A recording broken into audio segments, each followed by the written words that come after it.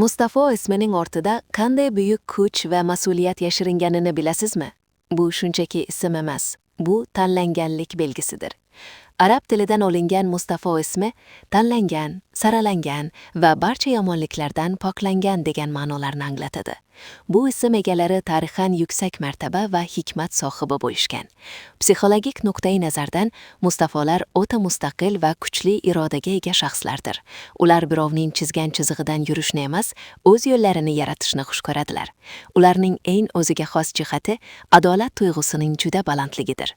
Ular sadoqatni qadrlashadi va yaqinlari uchun tog'dek tayanch bo'la oladilar.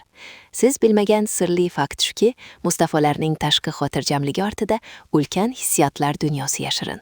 Ular faqat eng yaqin va ishonchli insonlargagina o'z qalb eshiklarini ochadilar. Hayotingizdagi Mustafolarni qadrlang, chunki ular sizning eng ishonchli himoyachingizdir. Ushbu videoni o'z Mustafoingizga yuboring va unga bo'lgan hurmatingizni bildiring.